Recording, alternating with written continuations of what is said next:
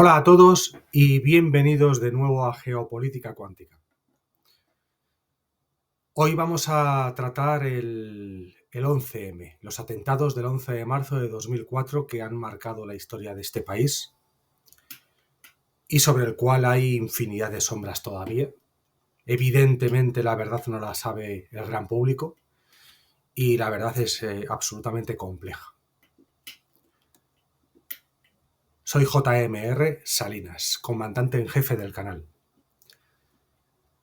Recientemente el coronel Pedro Baños, en su excelente canal, el canal del coronel, que por cierto os animo a que lo sigáis y os suscribáis porque viene realizando un trabajo espectacular. Y recientemente entrevistó al periodista Lorenzo Ramírez. Lorenzo recientemente, también os lo recomiendo, ha publicado el libro Las claves ocultas del 11M, 20 años buscando la verdad. Os recomiendo el libro, ya desde ya os lo digo antes de que escuchéis extractos que voy a realizar de la entrevista y destacar de este periodista, bueno, la preparación, conocimiento y cultura que transmite en todo momento durante la entrevista. Vamos a poner extractos de lo que habla el 11M, pero la entrevista, que dura 2 horas 37 minutos, luego continúa hablando de geoestrategia, geoeconomía y geopolítica y os va a resultar de verdad apasionante. Vale, vamos a comenzar esta parte primera de este especial sobre el 11M.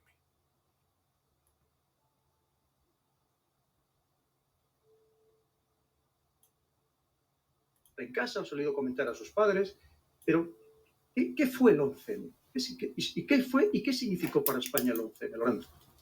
11M quizás es uno de los 3 atentados en suelo occidental, en teoría, tal como se nos presentó, de carácter yihadista o islamista, más importante. Está el 11S, evidentemente, el atentado contra las Torres Gemelas. Todos sabemos perfectamente, o quien más, quien menos, tiene un cierto conocimiento de lo que pasó allí. Luego el CM de Madrid y luego el 7J de Londres. Son los 3 atentados pues que sirvieron un poco de plataforma para justificar una guerra contra el terror, una serie de cambios en la geopolítica global que, buscando casi como siempre, ¿no?, intereses económicos, pero se aprovecharon desde los poderes occidentales para poder sacarle partido. En el caso del 11M, en teoría, hubo un comando, si podemos llamarlo así, porque en realidad era un grupo de delincuentes comunes en alianza, ¿verdad?, con unos supuestos mineros del norte que les habían suministrado una serie de explosivos. Eso es lo que nos dice la versión oficial, que deciden cometer un atentado pues para vengarse de Aznar, ¿no?, y de esa alianza también en la guerra de Irak,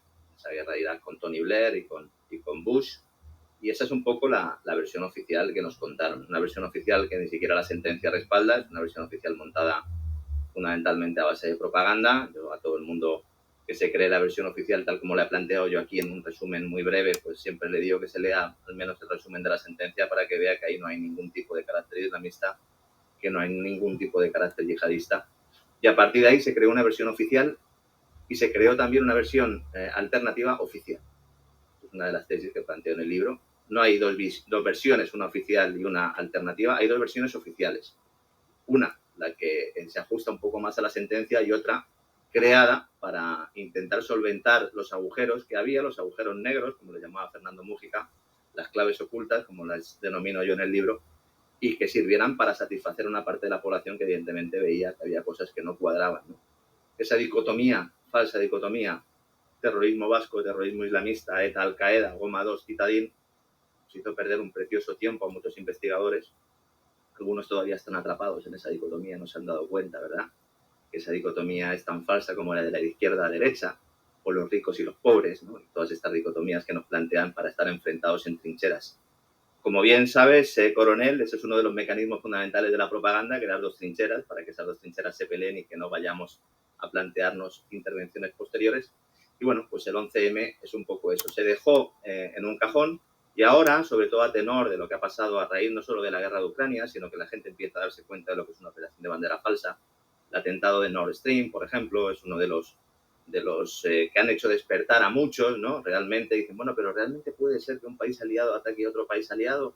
¿Realmente puede ser que un país aliado cometa un atentado en tu suelo y que tu gobierno no pueda decir nada porque es aliado de ese país aliado, muchas veces pues no hay que irse muy lejos para buscar a los responsables o por lo menos a los encubridores, ¿no?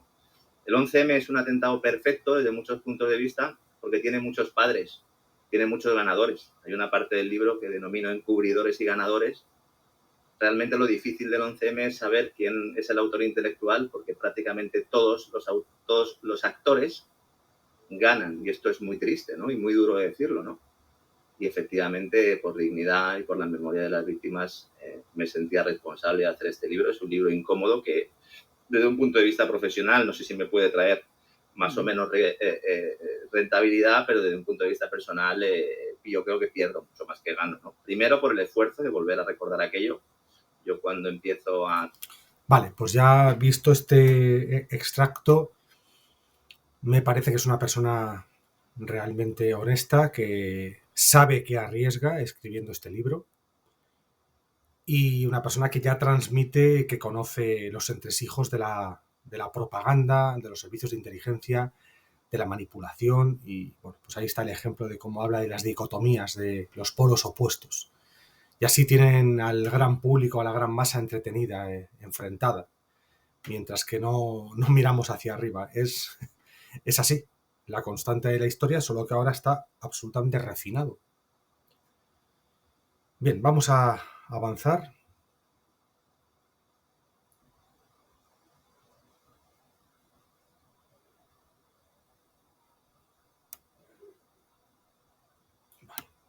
Y es un tema que, con independencia del medio en el que haya trabajado, he querido investigar. Me tragué el sumario, me tragué el juicio. Con motivo del libro he vuelto a revisar toda esa documentación. Lo más complicado es ver cómo las declaraciones... Bueno, aquí quiero hacer una puntualización también. Suele ser habitual que sin siquiera necesidad de acudir a extravagantes teorías de la conspiración, que por supuesto detrás de todo hay una conspiración, pero sin necesidad de ir a nada especialmente extraño, en los sumarios y en las sentencias suele haber muchas claves y pistas y a veces absolutamente evidentes para darse cuenta de que no cuadra lo que se cuenta en una sentencia o lo que se cuenta a nivel de medios de comunicación. Bueno, partamos de la base de que es un país absolutamente comprado, tanto por la clase, o sea, la clase política en general, la clase económica, la clase periodística. Es un país sometido a una mega estafa o mega soborno o, bueno, vamos a llamarle mega corrupción. Es decir, todos esos estamentos no van a mover un dedo prácticamente nunca para que se sepan las verdades del barquero de lo que es ya la historia contemporánea de este país. El 11M es otro episodio muy importante, pero no es el único, donde en los últimos 40, 50 años se han tapado auténticas barbaridades que lo único que hacen es hacer daño a la nación, al país, y a todos los que componemos la nación y el país.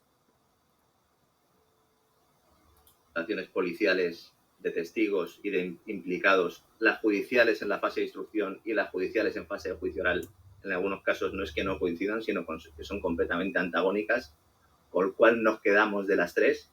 Pues esa labor de ratón de biblioteca es importante para luego poder hacer un análisis en condiciones, ¿no? Entonces no he querido en el libro explayarme mucho en determinados nombres y en determinados actores, porque creo que están puestos ahí para despistar y hubiera hecho difícil leer ese libro. Pero bueno, yo creo que en la parte central sí que lo he analizado. Y es un poco la historia, ¿no? La editorial ha sido muy valiente, ¿no? Tú has leído el libro. Sí. No es un libro cómodo para una editorial, en absoluto. No, es que puede... Avanzamos. Que no conocen, sobre todo los de fuera, al final, ¿qué significó? ¿Qué cambios hubo en España a raíz de ese momento, de ese terrible atentado? Yo en eso también difiero bastante, ¿no? de los que han analizado este atentado desde los primeros momentos, ¿no? Evidentemente hay unas consecuencias en clave interna, sobre todo se nota mucho después de la llegada del PSOE en aquel momento al poder. En teoría se retiran tropas de Irak, en teoría se rompen relaciones con aliados de la OTAN, lo cual evidentemente pues es sobre todo de cara a la galería. Y hay muchas personas que consideran que todo lo que tiene que ver con los nacionalismos, especialmente con el nacionalismo catalán, pero también con el vasco, pues fueron lanzados o que realmente pues tuvieron bueno, pues el terreno abonado, ¿no? Para poder desarrollarse. Hay mucha gente que dice que hay un antes y un después del 11M. En este sentido, yo no creo que sea así. Esto ya era así antes, esto es consecuencia de la ley electoral, es consecuencia de la transición, tan como lo han diseñado. Ya poca gente se acuerda cuando Aznar hablaba catalán en la intimidad, ¿verdad? Y cuando pactaba con partidos nacionalistas y todo esto. Pero realmente fue una gran sacudida, primero porque deja fuera de juego un partido que se le acusa de mentir, el Partido Popular, con un ministro Acebes cuyo mayor pecado fue contar en tiempo real la información que estaba recibiendo. Esto es inaudito en ningún país. Uno se coge, por ejemplo, los atentados de Londres, hasta que no habían pasado casi 2 meses de los atentados, nos empezaron a dar informaciones sobre las investigaciones. Lo que pasa es que la presión era tan fuerte y el PSOE consiguió llevar esto a la calle tan rápido. No hay que olvidar que faltaban 2-3 días para las elecciones, y eso provocó, ¿no?, que el gobierno pasara a la historia como un gobierno mentiroso, ¿no? Había personas que consideraban que el PSOE a partir de aquel momento iba a romper España, ¿no?, con esa idea de la ruptura de España, y que luego, si en algún momento dado gobernaba el Partido Popular, levantaría las alfombras, y algunos decíamos, no, que la película no va por ahí, que el Partido Popular y el Partido Socialista sirven a los mismos intereses, ¿no?, y no son precisamente los intereses de los ciudadanos. Cuando llegó Rajoy al poder fue evidente, ¿no? A partir de ahí se termina de enterrar todo y se hace una especie de omertá, porque los dos tenían mucho que ocultar. Pero yo, a pesar de todo esto y de lo grave de lo que estoy diciendo, yo creo que la mayor repercusión es internacional. Yo creo que realmente lo importante del 11M es que sirve para que determinadas élites, para que determinado complejo militar e industrial dijera, veis cómo pueden atentar en vuestras casas, veis cómo pueden matar a vuestros hijos, ¿no? Veis cómo cualquier día que vayáis en un tren podéis no volver a vuestra casa, que es el objetivo fundamentalmente del terror, ¿no? Si se hubieran producido luego más atentados similares, podríamos haber pensado, ¿no?, que esto formaba parte de alguna especie de yihad, pero no. Fueron 3 atentados muy específicos, los que se han producido posteriormente no han tenido. Vale, para mí es evidente que desde hace ya muchísimo tiempo España, bueno, décadas, España está siendo sometida a su desmantelamiento desde todos los puntos de vista. Y en ese proceso de desmantelamiento hay un proceso que se le puede denominar, y de hecho hay personas que lo denominan, reforma confederal asimétrica. ¿Qué significa? Bueno, pues sí, trocear el país, disgregar el país, dividir al país. Donde haya territorios que tengan una serie de privilegios que ya tienen, pero intensificar esa serie de privilegios aparte de fomentar independentismos de forma artificial. Y esto interesa a potencias extranjeras, básicamente, y lo que hace la oligarquía nacional y el poder nacional, el poder mediático, político, social, económico, esos grupos de poder nacionales lo que hacen es traicionar al país y obedecer a esas potencias extranjeras. Ahí sí que yo creo que sí que es verdad que cuando triunfa a través del 11M se da un vuelco electoral y llega al poder Zapatero, sí que puede parecer que se produce una aceleración de esa reforma confederal asimétrica. Puede ser, yo creo no habría que descartarlo. En cualquier caso, como él dice, esa reforma de una manera o de otra, con un estilo o con otro, tanto PP como PSOE la van a implementar y la van a aplicar, por supuestísimo. Igual que obedecen a la Unión Europea, obedecen a Estados Unidos y tragan con todo lo que haya que tragar, con lo que nos haga Francia o Marruecos, o con todo el armamento que le está metiendo Israel a Marruecos. Da igual, tragan con todo. No hay una soberanía nacional, no hay una mínima independencia económica, y es un país hoy en día que prácticamente irrelevante a nivel internacional, y están consiguiendo su objetivo. Pero es cierto que detrás de cada gran atentado, cada atentado de bandera falsa, o autoatentado, o trabajo interno, detrás de cada uno de estos acontecimientos hay confluencia de intereses y no responde solamente a un objetivo. Aunque pueda haber un objetivo principal o un par de objetivos principales o 3, pero luego se derivan otros objetivos y al final, como decía él al principio, benefician a muchos actores. menos a las víctimas y menos a la ciudadanía, benefician a un montón de actores. Proseguimos.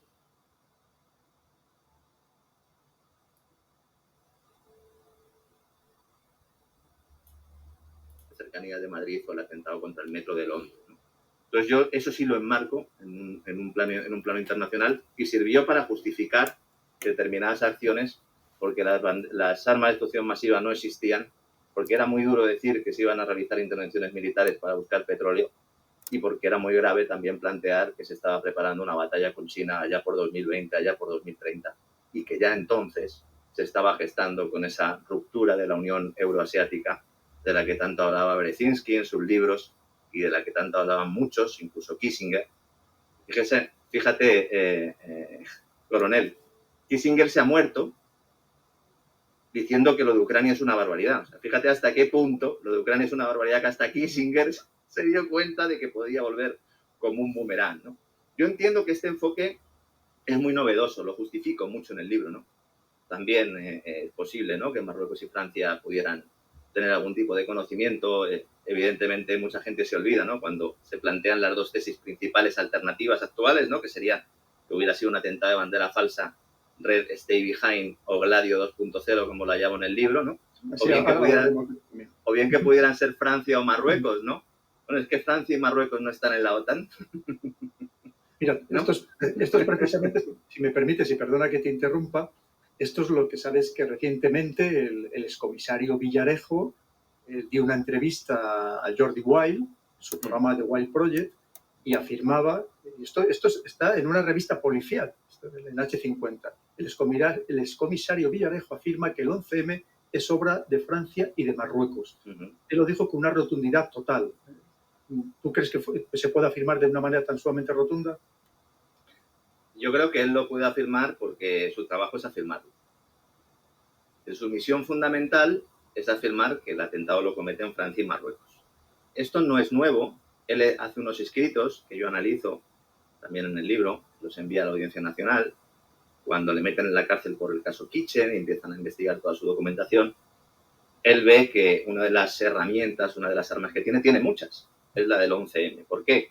Pues porque evidentemente es uno de los casos, uno de los atentados que está grabado a fuego, ¿no?, en la conciencia de los españoles, y lo podría utilizar para chantajear al Partido Popular y al Partido Socialista. Y entonces él empieza una táctica que es muy propia de los servicios de inteligencia, que es utiliza algunas verdades respaldado por algunas de las familias que existen dentro de la comunidad de inteligencia. Esto es importante también entenderlo. En la comunidad de inteligencia no hay un jefe y los demás son subalternos, no, hay diferentes familias. No es un bloque monolítico. Eso es. Además están luchando entre sí, no sirven a los mismos intereses, e incluso las mismas personas pueden servir a distintos intereses en determinados momentos, por lo cual eso es difícil de analizar. Y entonces él intenta llamar a esa puerta y se la cierra. Y no hay prácticamente nadie que le dé voz, ¿no? Yo recibo parte de esos archivos por parte de la comunidad de inteligencia, que son unos archivos, parte de los archivos de Villarejo. Todo lo que dice Villarejo en ese programa de Jordi Wild aparece en unas notas del CNI. Y lo que está haciendo Villarejo es dar voz a unas notas elaboradas por personal del CNI. ¿Eso quiere decir que sean ciertas? No lo sabemos.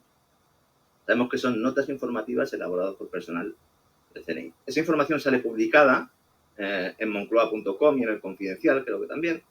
Salió a la limón.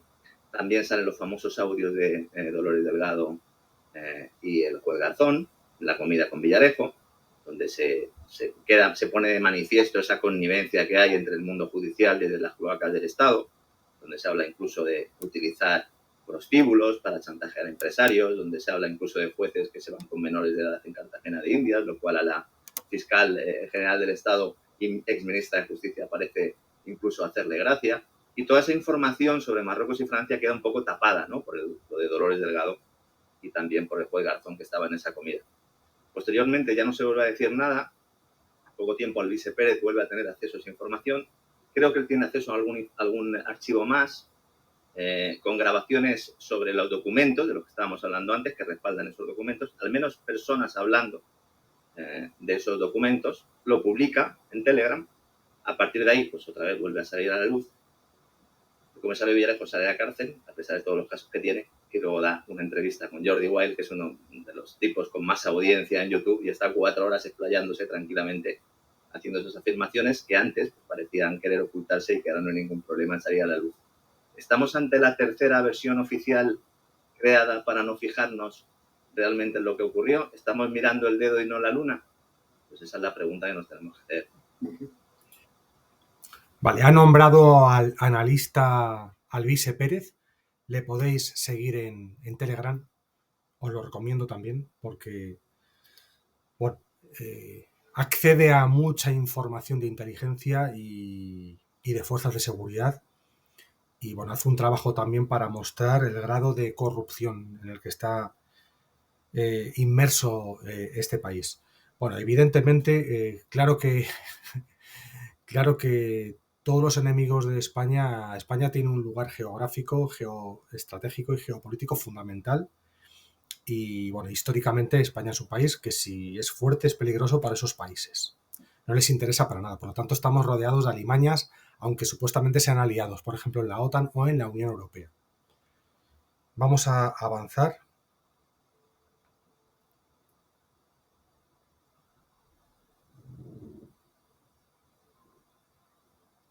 Venga, aquí. Cuando íbamos a la facultad, ¿no? En la teoría de la comunicación. Bueno, realmente hay que decir que los dos principales grupos, aglutinados uno en torno al grupo Prisa, ¿verdad? Y el otro en torno al Mundo, pues cada uno defendió una de las tesis. El Mundo seguía un poco en la tesis de la culpabilidad etarra, al menos al principio, tesis de la disidencia. Se pensaba que había sido ETA, era la tesis un poco del gobierno, y el Mundo en su línea editorial un poco más, no sé cómo denominarlo, pues un poco más conservadora, pues iba por esa línea. El diario El País, todo lo contrario, quería derribar al Partido Popular y evidentemente la propaganda iba por el otro sitio, ¿no? Que había sido Al Qaeda, evidentemente, y ya está, ¿no?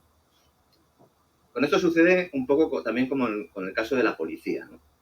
Tendemos a pensar siempre que hay mala praxis porque se levanta un teléfono y se dice, oye, de esto se puede hablar, de esto no se puede hablar, esto cuéntalo así. Es verdad que a veces sucede, pero la gran mayoría de las ocasiones se debe a mala praxis del que está realizando ese trabajo. ¿Cuál es el truco o el secreto? Poner a un inútil a hacer ese trabajo. Entonces, si tú pones a un inútil a hacer ese trabajo, ya sabes que va a salir mal ese trabajo. Ya sabes que no se va a profundizar más. Entonces, ¿qué se hizo fundamentalmente? Pues no investigar. Todos los informes, todas las informaciones que iban apareciendo, que se iban filtrando, se iban publicando prácticamente sin cribar. Hay muy poca gente que sepa que los periodistas de investigación no son periodistas de investigación. A los periodistas de investigación se les dan los dosieres hechos. En algunos casos, les dan las noticias escritas para que encajen perfectamente en las columnas del periódico. Con lo cual, el que se lo da ya sabe qué página le va a tocar al periodista en cuestión y las columnas y las palabras que va a tener que escribir. En algunas ocasiones yo he tenido compañeros que se quejan porque les dan demasiada información. Dice, y esto lo tengo que resumir yo, que me lo den ya resumido si lo tengo que publicar. O sea, hasta ese punto llega el tema de los medios de comunicación. Aquí hay un problema también adicional, y es que en el momento en el que tú empiezas a investigar, te empiezas a dar cuenta de que las principales pruebas sobre las que gira el caso son pruebas externas, que hay muchos indicios de que sean pruebas fabricadas, y ves que ni la Fiscalía ni el Tribunal se fijan en esas pruebas teóricamente o presuntamente falsificadas, entonces empiezas a darte cuenta de que hay un abismo importante. Que ya no es que alguien pueda querer encubrir una responsabilidad personal, incluso desde un punto de vista de cuerpos policiales, que la Guardia Civil no quiera que la policía, ¿no?, le pueda echar en cara algo o viceversa. No, estamos hablando ya de cuestiones que van más allá del Estado, y asomarse a ese abismo es complicado. Y entonces, si ya es difícil contar lo que está haciendo, por ejemplo, por un ejemplo tradicional, la banca de inversión norteamericana ahora mismo en Ucrania, si ya es difícil, imagínate plantear que existen muchas posibilidades de que si no lo cometieron ellos, sí que tus aliados tenían información sobre el atentado y que posteriormente te obligaron a borrar las huellas para que no supieran que tus aliados tenían ese conocimiento, al menos el conocimiento. Es un abismo tan grande que yo entiendo que es complicado. Además, por lo que me planteabas antes, ¿no?, el tema de la policía institucional, los medios de comunicación progresivamente han ido perdiendo capacidad económica, pero se lo han ganado a pulso, porque cada vez tienen menos credibilidad. Entonces, ¿cuál es el asunto? Yo no tengo credibilidad, no tengo audiencia, entonces como no tengo audiencia no vendo periódicos, si no vendo periódicos necesito publicidad institucional, como tengo publicidad institucional, entonces evidentemente hago una información de peor calidad, sigo perdiendo audiencia y así estamos donde estamos. Publicidad institucional no solo gubernamental, sino también de las empresas del IBEX que utilizan también al gobierno y viceversa para realizar todo este proceso. Entonces, es imposible que un medio de comunicación tradicional pueda contar la verdad. Es imposible. Por definición, no puede. Por su propia estructura económica no puede. Tremendo.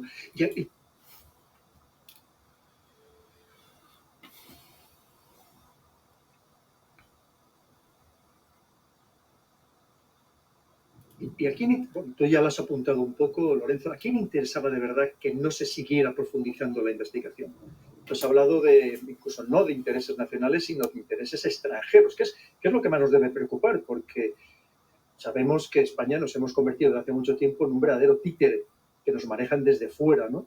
Somos un guiñol, y lo estamos viendo lamentablemente todos los días. Y tú decías, dirá igual que esté unos u otros en el poder, si es que esto no ni ha cambiado ni va a cambiar, ¿no? Pero en este caso concreto, ¿a quién le interesaba que se paralizara esta investigación? Que no se profundizara de verdad en ella. Incluso que al que lo intentó, que ahora hablaremos del caso de una jueza, que incluso terminó ingresándola en un hospital psiquiátrico, algo tremendo.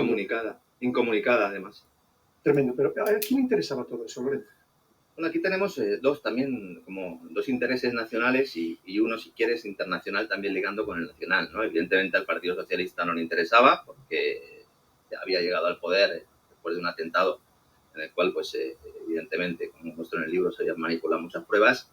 El Partido Popular tampoco quería que se siguiera adelante porque entonces se podría poner en tela de juicio dos cosas. En primer lugar, su propia política de alianzas, porque si Marruecos, Francia o Estados Unidos podían tener conocimiento del atentado, al menos conocimiento, insisto, y no le avisaron, entonces evidentemente tienes un aliado que está atentando contra tus propios intereses. Y luego hay un factor importante que prácticamente no se ha hablado y que Fernando Múgica, también fallecido ya Fernando Múgica, pues sí lo ponía de manifiesto, ¿no? Se iba a producir un atentado el día 12 de marzo. Un atentado que iba a cometer la banda terrorista ETA. Y un atentado que no se iba a producir porque se iba a abortar. Este es el regalo. Estoy empleando las mismas palabras que utilizaron los que diseñaron este operativo. Era el regalo que iba a tener José María Aznar, que se iba a despedir con unas elecciones en las que no se presentaba él, pero que, pues evidentemente, si se hubiera producido una detención prácticamente toda la cúpula etarra el día 12 de marzo, es difícil que el día 14 no hubiera ganado las elecciones el Partido Popular. Esto se hace porque había infiltrados dentro de la cúpula de la banda terrorista ETA. Muchos infiltrados en la cúpula de la banda. El día 10 hay 4 operaciones antiterroristas contra la banda terrorista ETA. El día 10, 4 a la vez. Al mismo tiempo que terminaban los ejercicios CMX de la OTAN, precisamente, que simulaban un atentado en suelo europeo, en Holanda.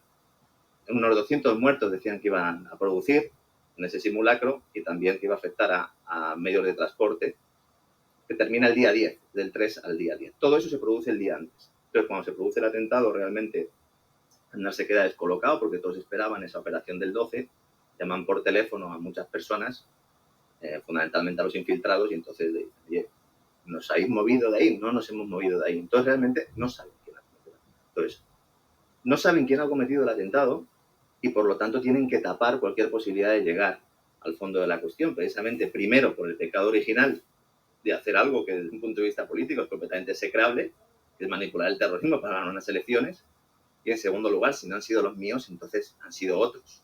Y han sido otros que seguramente puedan ser mis aliados. Y luego, desde un punto de vista internacional, realmente ha importado poco. Es decir, a la OTAN le da igual que se investigue el atentado en Nord Stream, que se investigue el atentado del puente de Kerch. Seymour Hersh, que es un periodista norteamericano que tiene el Pulitzer y que es uno de los tipos, no sé, con más nombre, ¿no?, en esto del periodismo, lo ha contado y ha pasado algo. No ha pasado algo, ¿no? ¿Por qué? Porque les da igual, porque en realidad ya no es que seamos países aliados, ni siquiera somos súbditos o vasallos.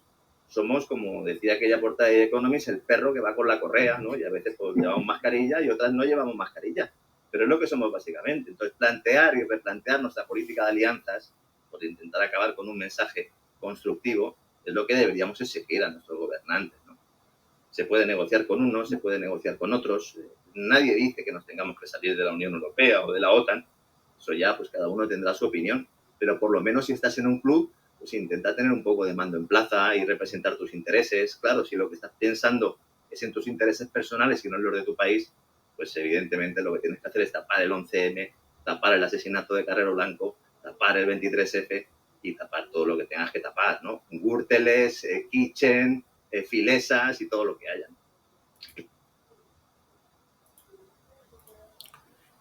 Bien, pues hasta aquí la primera parte, continuamos en la segunda. Gracias.